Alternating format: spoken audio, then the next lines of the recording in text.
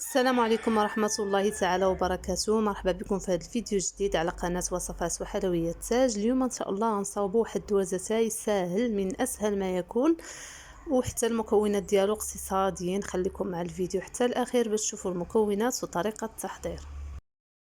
نبداو على بركة الله. عندنا هنايا 3 ديال الحبات ديال البيض، غادي نضيف ليهم كاس ديال السكر سنيده، واحد رشه ديال الملحه، كيس ديال الفاني، وقشور ديال الحامض.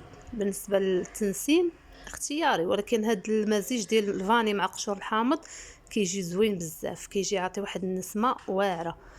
صافي، وغادي نضيفو كاس ديال الزيت وغادي نخلطو هاد المكونات مزيان.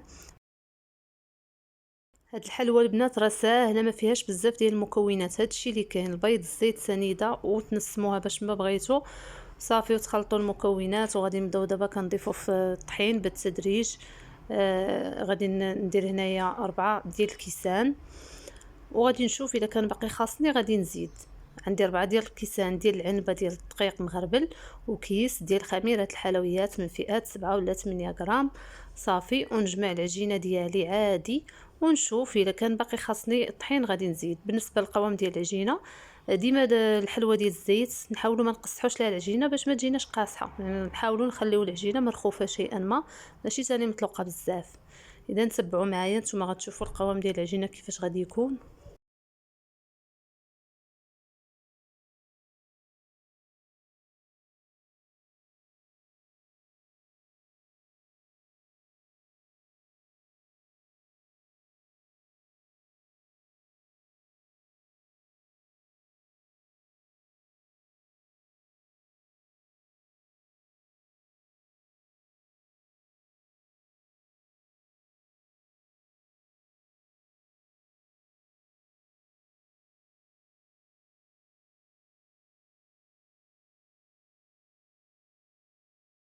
صافي، دابا غادي نقسم العجينه ديالي على 4 وغادي نشكلها حرابل بحال بغيت ندير الفقاس، غير هما يكونوا صغار، 4 ولا 5. نديروهم رقاق ونديروهم في واحد الطاوه، نستفوهم نبعدوهم على بعضياتهم حيت غادي تنفخ.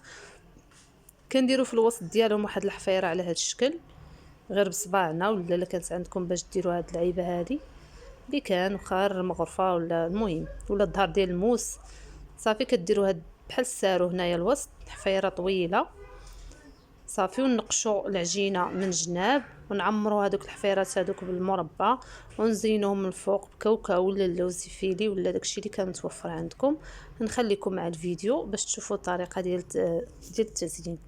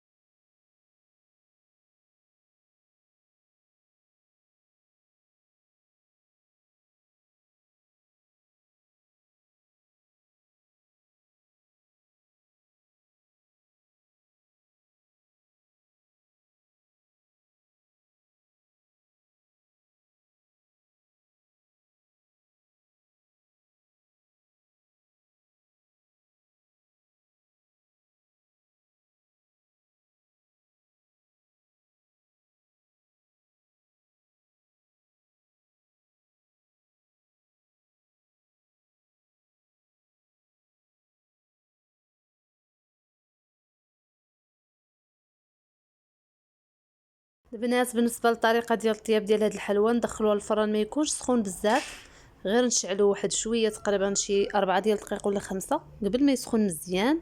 ندخلوها باش ما تشققش لينا، يعني الفران ما خاصوش يكون سخون بزاف.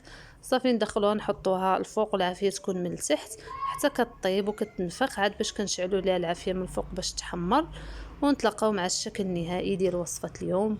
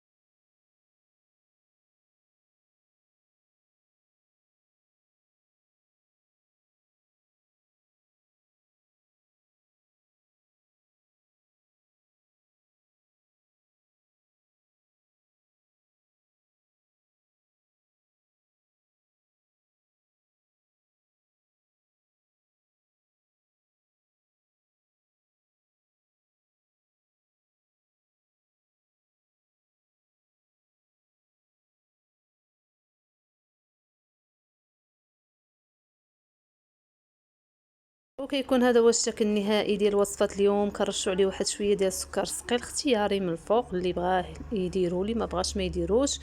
الدوازتين اللي درنا اليوم ساهل، يعني كيوجد بسرعه فائقه بالزربه وزوين، كتجي فيه ديك النسمه ديال الحامض والفاني. كنتمنى تجربوا الوصفه. خليتكم على خير، نتلاقاو في وصفه اخرى ان شاء الله. السلام عليكم ورحمه الله تعالى وبركاته.